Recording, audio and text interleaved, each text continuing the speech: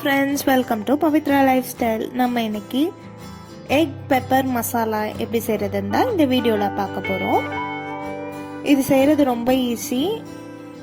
நல்ல சூடான சாதத்தில் இதை போட்டு சாப்பிட்டோம்னா சூப்பராக இருக்கும். வாங்க எப்படி செய்கிறதுன்னு பார்த்துடலாம். அதுக்கு ஒரு கடாயில் 2லேருந்து 3 டேபிள் ஸ்பூன் ஆயில் ஊற்றிட்டு அது கூடவே மஞ்சத்தூள், ஒரு 1/4 டீஸ்பூன் பெப்பர் ஆட் பண்ணிட்டு லைட்டாக மிக்ஸ் பண்ணி விட்டதும்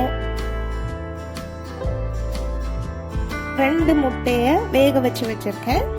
அதை தவுத்துன மாதிரி போட்டுக்கலாம்.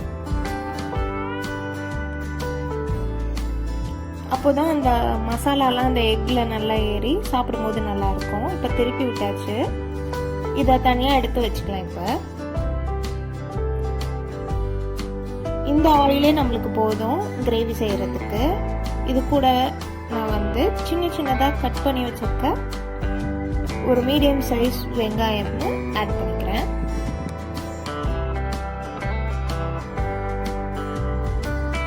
இது நல்லா கோல்டன் ப்ரௌன் ஆகிற வரைக்கும் வேகட்டும்.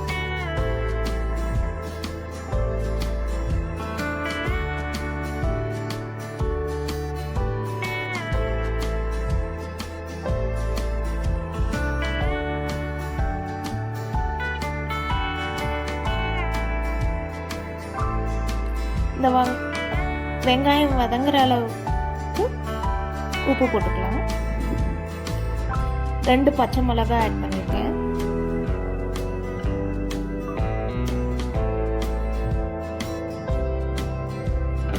நல்லா கோல்டன் ப்ரௌன் ஆகட்டும்.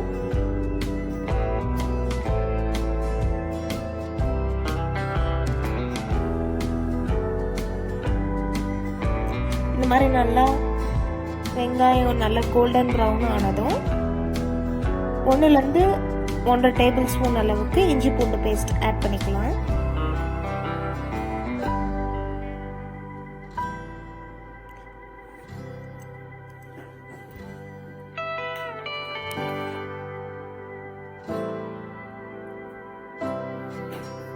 அது நல்லா வதங்கினதும் ஒரு மீடியம் சைஸ் தக்காளியை அரைச்சி ஆட் பண்ணியிருக்கேன்.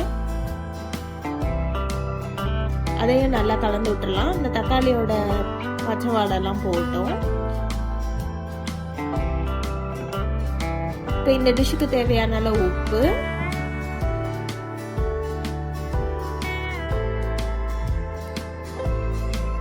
அப்புறம் மசாலாலாம் ஆட் பண்ணிடலாம். 1/4 டீஸ்பூன் அளவுக்கு கரம் மசாலா. நீங்கள் பிரியாணி மசாலா வச்சுருந்தாலும் ஆட் பண்ணிக்கோங்க. எது இருக்கோ அதை ஆட் பண்ணிக்கோங்க.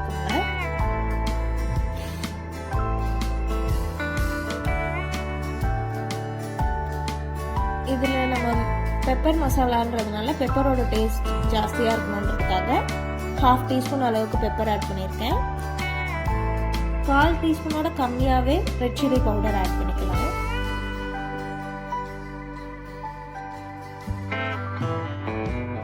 இந்த ரெட் சில்லி பவுடர் போடலைனாலும் பரவாயில்ல.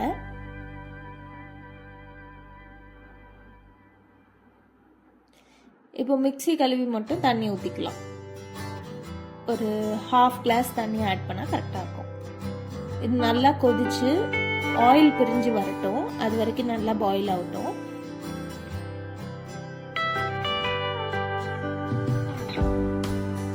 அது கூடவே கொஞ்சம் கொத்தமல்லி ஆட் பண்ணிக்கலாம்.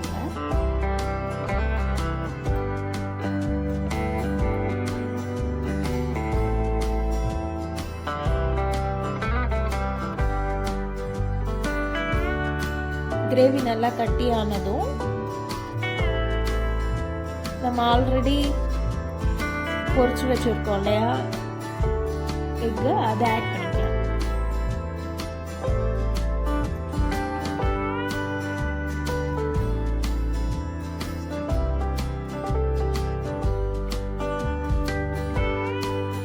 கொஞ்ச நேரம் கழிச்சு அதை திருப்பி விட்டுடலாம்.